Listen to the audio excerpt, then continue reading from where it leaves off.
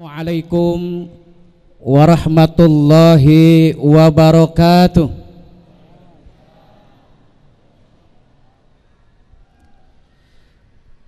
Alhamdulillahilladzi ja'alana minan nasihin wafhamana min ulumil ulama'ir rasihin. Ashhadu an la ilaha illallah wahdahu la syarikalah wa ashhadu anna Muhammadan abduhu wa rasuluh. Allahumma salli wa sallim wa barik ala sayyidina wa habibina wa safi'ina wa maulana Muhammadin wa ala alihi wa ashabihi wa man tabi'ahu ila yaumiddin. Faqala ta'ala fi kitabihil karim, a'udzu billahi minasyaitonir rajim, bismillahirrahmanirrahim. Syahrul Ramadan alladzi unzila fihil Qur'an hudal linnasi wa bayyinatin minal huda wal furqan. Al-ayah. Shadaqallahul adzim. Amma ba'du. Jama'atul musallin rahimakumullah, wabil khusus jajaran pengurus Jakarta Islamic Center yang alhamdulillah pada kesempatan ini kita sama-sama dapat hadir dalam rangka melaksanakan sholat isya yang dilanjutkan dengan sholat tarawih berjamaah. Pada malam yang berbahagia ini tentunya marilah kita sama-sama panjatkan puji syukur kehadirat Allah, di mana kita masih diberikan nikmat sehat wal afiat, nikmat panjang umur, sehingga kita mampu dan dapat hadir dalam rangka melaksanakan ibadah pada malam yang berbahagia ini. Salawat beserta salam mudah-mudahan tercurahkan selalu ke junjungan kita Nabi besar Muhammad sallallahu alaihi wa alihi wasallam. Ibu bapak hadirin yang dimuliakan oleh Allah, tidak terasa hari ini kita sudah masuk kepada Ramadan, hari yang ke-16, malam ke-17. Sangat luar biasa. Fase kedua daripada bulan Ramadan. Bahkan kalau kita hitung ke belakang, barangkali puluhan kali Ramadan ini yang kita ikuti selama hidup kita. Ada yang usia 60 tahun, dipotong 15 tahun sebelum masa balik, berarti melaksanakan Ramadan 45 kali. Yang usianya 50 tahun 35 kali ikut Ramadan. Luar biasa.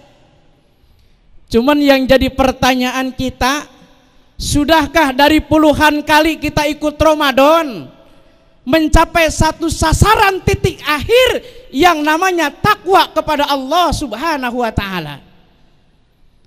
Bukankah kita tahu hasil akhir daripada puasa adalah la'allakum tattaqun, agar kita semua menjadi orang yang bertakwa kepada Allah Subhanahu wa ta'ala? Atau jangan-jangan kita khawatir hadirin, puasa kita hanya mengganti waktu makan saja.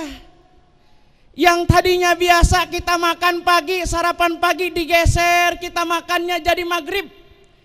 Yang biasa kita makan sore-sore digeser, kita makannya waktu sahur. Tanpa ada perubahan dan asar ketakwaan kepada Allah Subhanahu wa ta'ala.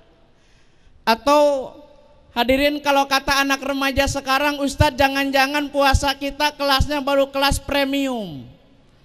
Tahu premium? Kalau kendaraan motor dan mobil, kira-kira yang dikasih BBM premium yang lebih bagus atau yang Pertamax yang lebih bagus? Yang Pertamax. Kenapa? Satu, kualitasnya bagus, harganya juga mahal. Makanya kalau orang puasa hanya sekedar kelasnya Pertamax, apa sih Pertamax? Hanya sekedar makan dan minum saja. Selain itu tidak ada. Hanya sekedar menutupi rukun Islam yang 5.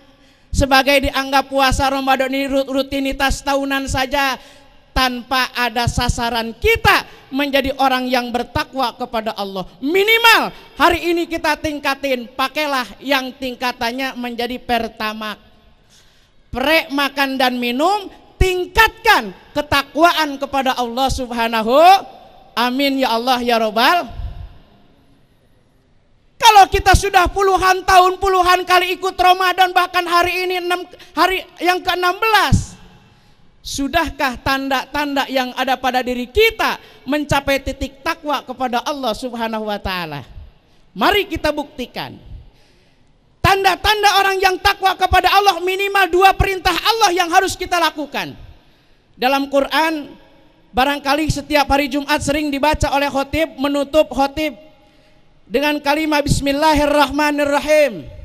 Innallaha ya'muru bil adli wal ihsan wa ita'idzil qurba wa yanha 'anil fahsya'i wal munkari wal bagyi ya'idzukum la'allakum tadzakkarun.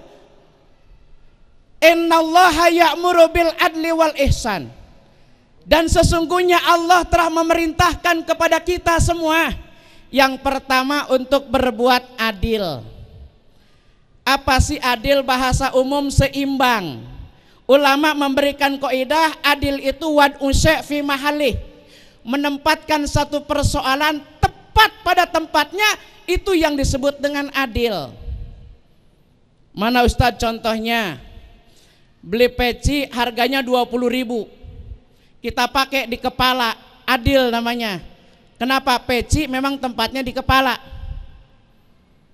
Beli sendal jepit harganya 2 juta, dipakai di kaki, adil namanya, karena sendal jepit di kaki. Kalau beli peci kita harganya jutaan, kemudian kita misalnya beli peci harganya ribuan, kita pakai di dengkul, itu namanya enggak adil, zolim namanya. Kenapa? Menempatkan satu persoalan bukan pada tempatnya, itu disebut dengan zolim. Wad'u syai' fi ghairi mahalli, itu yang disebut dengan menempatkan di persoalan bukan pada tempatnya. Atau barangkali sebaliknya, kita beli sepatu yang luar biasa mahalnya, barangkali 15 juta kita beli sepatu, dipakai di kepala, zolim namanya. Benar nggak? Tuh. Jadi suami harus adil sama istri. Suami tiap hari ngasih nafkah sama istri sesuai dengan kemampuannya, adil namanya. Istri nih, ibu, harus jadi adil juga ibu-ibu.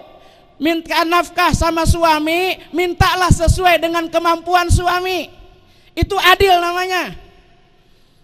Udah tahu suaminya penghasilan tiap hari 50.000, ibu minta nafkah belanjanya satu hari 150.000, ibu zolim namanya.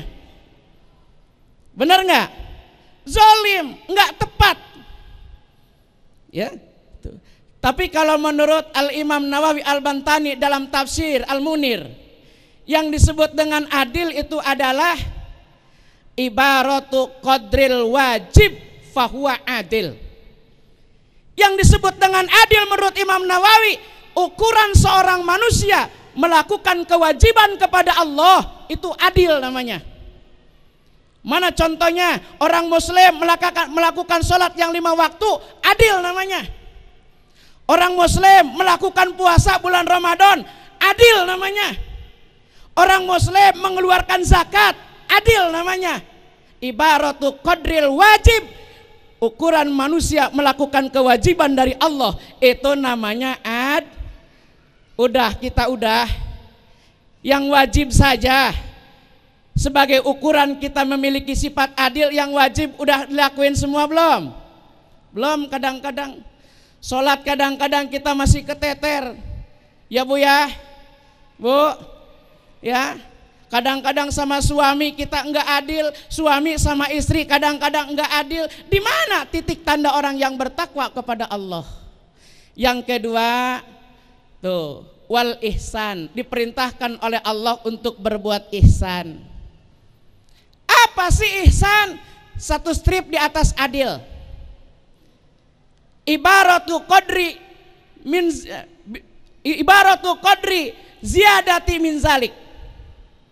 Yang disebut dengan ihsan menurut Imam Nawawi adalah seukuran manusia melakukan ibadah kepada Allah lebih daripada ukuran wajib.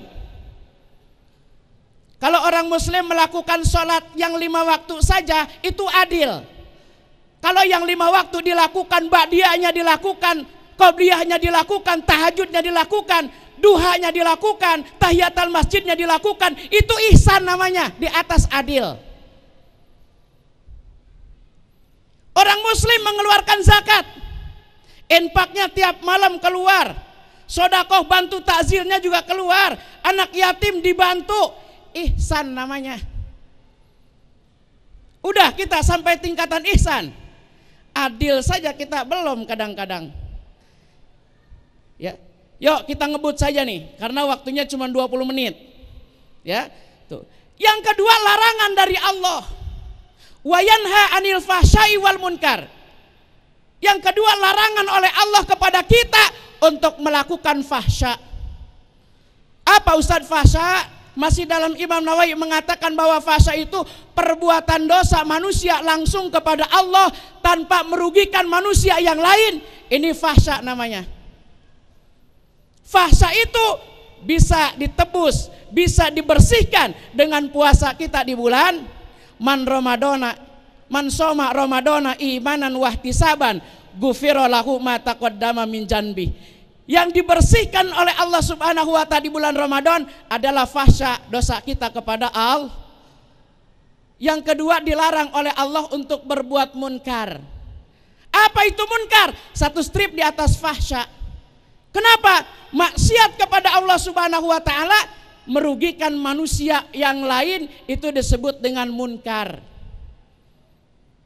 Nyolong barang orang, memfitnah orang, mencaci maki orang, menghina orang lain, ini munkar. Ketika dia mau tobat kepada Allah nggak cukup, Rabbighfirli, minta ampun kepada Allah nggak cukup, minta dulu kepada manusia. Kalau satu ketika kita orang lain pernah kita ambil barangnya, maka kita minta ridho dulu kepada orang yang kita ambil.